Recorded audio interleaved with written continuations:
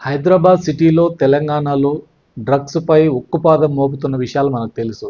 నిరంతరం ప్రభుత్వ యంత్రాంగం, పోలీస్ యంత్రాంగం, ప్రత్యేకంగా నార్కోటిక్ బ్యూరో, ఈగల్ టీంలో అనేక మంది డ్రగ్స్ సరఫరాదారుల మీద, డ్రగ్స్ వాడకందారుల మీద, దాన్ని ఎక్కడి నుంచి అయితే తీసుకొస్తున్నారో అట్లాంటివి పట్టుకున్నటువంటి ఘటనలు మనం చూస్తున్నాం. అనేక స్టోరీలు కూడా చూస్తున్నాం.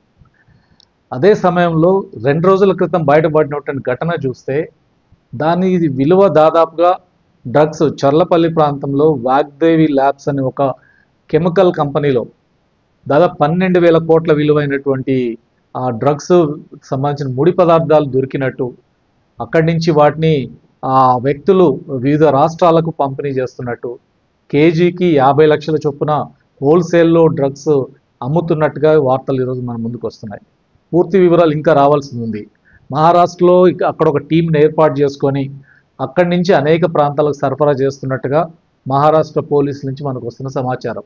కానీ ఇప్పుడు 12,000 కోట్ల విలువైన డ్రగ్స్ పట్టుకున్నది మహారాష్ట్ర పోలీసులు. వాళ్ళు వల పన్ని వాళ్ళే కార్మికులుగా ఇండస్ట్రీలో చేరి ఆ రకంగా మొత్తం వ్యవహారాలు చూసి ఈ రకంగా పట్టుకున్నటువంటి పరిస్థితి మనం చూస్తున్నాం.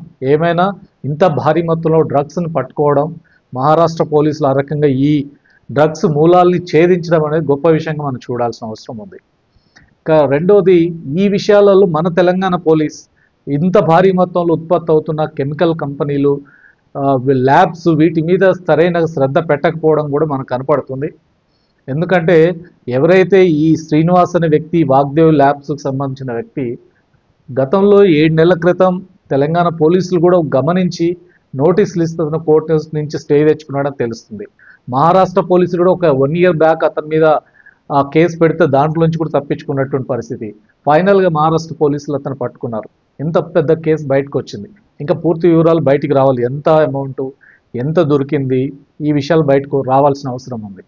కానీ ఇదే సమయంలో తెలంగాణ పోలీసు ఇక్కడ ఎవరైతే డ్రగ్స్ సరఫరా చేస్తున్నారో దాని మూలాలు ఎక్కడున్నాయో, ఏ దేశాల నుంచి వస్తున్నాయి, ఎక్కడి నుంచి వస్తున్నాయి, ఏ రాష్ట్రాల నుంచి వస్తున్నాయి, ఇట్లా ఆయా ప్రాంతాలకు వెళ్ళి కూడా పట్టుకొస్తున్నట్టు పరిస్థితి ఉంది.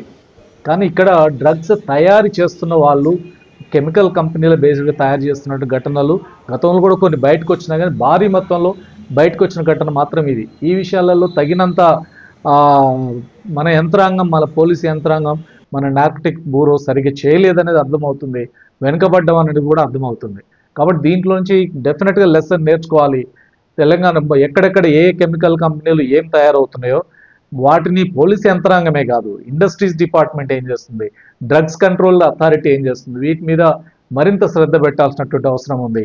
అందుకని ఈ డ్రగ్స్ మీద ఇప్పటివరకు చేస్తున్న కృషి అయితే ఈ కేసులో మహారాష్ట్ర పోలీసులు మంచి ప్రయత్నం చేసి సక్సెస్ సాధించారు.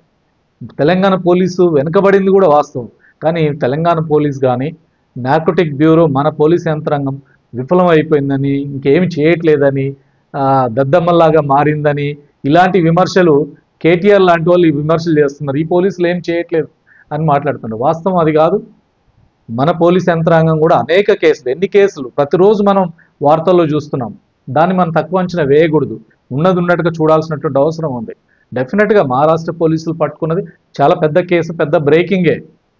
అలాగని మన పోలీస్ యంత్రాంగం ఏమి చేయట్లేదు, ఈ రకమైన విమర్శలు చేయడం ద్వారా వాళ్ళ మొరైల్ దెబ్బతింటుంది. అందుకని మన పోలీసులు చేసినటువంటి ఘటనలు కూడా మనం చూస్తే ఎన్ని కేసులు పట్టుకున్నారు. గత 2 సంవత్సరాల్లో దాదాపు ఒక 26-27 నెలలలో ఎన్ని కేసులు పట్టుకున్నారు తెలంగాణలో చూస్తే, ఈ 27 మంత్స్లో ఉన్న ఆ వివరాలు చూస్తే దాదాపు 4,223 కేసులు తెలంగాణలో నమోదైనటువంటి పరిస్థితి. ఇందులో అరెస్ట్ అయిన వాళ్ళు 9,287 మంది. 4,227 కేసులు అంటే 27 నెలల్లో నెలకు దాదాపు 150 కేసుల పైగా నమోదవుతున్నటువంటి పరిస్థితి. రోజుకు ఒక 5-6 కేసులు నమోదవుతున్నాయి. ఇంత భారీ ఎత్తున జరుగుతున్నాయి. అందులో పట్టుబడుతున్నటువంటి రకరకాల మెటీరియల్ చూస్తే గాంజా దాదాపుగా ఈ 2 సంవత్సరాల కాలం చూస్తే 48,900 కిలోల గాంజా దొరికింది. తర్వాత గాంజా ప్లాంట్స్ 3,000 కిలోల ప్లాంట్స్ దొరికినాయి. హాషిష్ ఆయిల్ 107 కేజీలు. ఈ రకంగా చూస్తే రకరకాల గాంజా, చాక్లెట్లు, కొకైన్ 540 గ్రాములు, హెరాయిన్ 4,300 గ్రాములు, ఆల్ఫా జోలం 171 గ్రాములు, ఈ రకంగా ఒక్కొక్కటి మన లెక్కలు తీసుకుంటే దాదాపుగా మెఫెడ్రోన్ దాదాపు 2015 కేజీలు దొరికిందని, ఈ రకంగా బ్రౌన్ షుగర్ 12 గ్రాములు దొరికిందని, ఈ ఈ లెక్కలని చూస్తే క్లోరోఫామ్ 2096 కేజీలు. ఈ వివరాలు చూసినప్పుడు ఏంటంటే అనేక రకాల వాటిని పట్టుకుంటున్నారు, అనేక మంది మీద కేసులు నమోదవుతున్నాయి, అనేక మంది అరెస్ట్ అవుతున్నారు, బట్ కంట్రోల్ కావట్లేదు. ఈ రోజు కూడా డ్రగ్స్ మహమ్మారి విస్తరిస్తుంది. యువత ప్రత్యేకంగా మనకు ఇంజనీరింగ్, మెడికల్ ప్రొఫెషనల్స్ ఇట్లాంటి వాళ్ళు ఈ డ్రగ్స్కి అలవాటు పడుతున్నట్టు, డ్రగ్స్ వాడుతూ దొరికిపోతున్నటువంటి ఘటనలు కూడా మనం చూస్తున్నాం. విఐపీలే కాదు, ఆ రకంగా యూత్ స్కూల్ లెవెల్కి కూడా ఈ రకంగా డ్రగ్స్ విస్తరిస్తున్నటువంటి పరిస్థితి ఉంది. దీని మీద మొత్తం దేశవ్యాప్తంగా దీన్ని పెద్ద ఎత్తున డ్రగ్స్ కట్టడికి చర్యలు తీసుకోవాల్సినటువంటి అవసరం ఉంది. ఈ రకంగా డ్రగ్స్ వ్యాపారాన్ని, డ్రగ్స్ సరఫరాదారులు, ప్రత్యేకంగా డ్రగ్స్ ఉత్పత్తిదారులు, ఎక్కడో విదేశాల్లోంచి డ్రగ్స్ మన దగ్గరకు వస్తున్నాయి, దిగుమతి అవుతున్నాయి అనుకుంటున్నాం, ఎక్కడో నైజీరియన్ బృందాలు అంటున్నాం, కానీ ఇక్కడ మన దగ్గర మన కెమికల్ కంపెనీల్లోనే, మన ల్యాబ్స్లోనే కొన్ని మూతబడిన వాటిల్లో, లేదంటే ఎక్కడో పడాబడిన వాటిలో ఇట్లాంటి తయారీ జరుగుతుంది.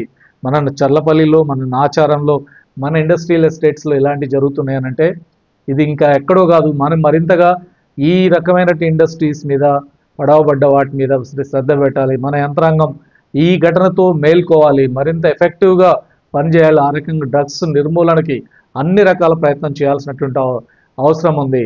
దీని మీద ప్రభుత్వ యంత్రాంగం కూడా అదే రకంగా ఇప్పటివరకు ఏదో పుషప్ ఇచ్చిందో ఇంకెక్కడెక్కడ మనం వెనుకబడ్డాము వాటిలోంచి కూడా దీన్ని లెసన్స్ తీసుకొని ఎఫెక్టివ్గా నిర్వహించడం కోసం ప్రయత్నం చేయాలి.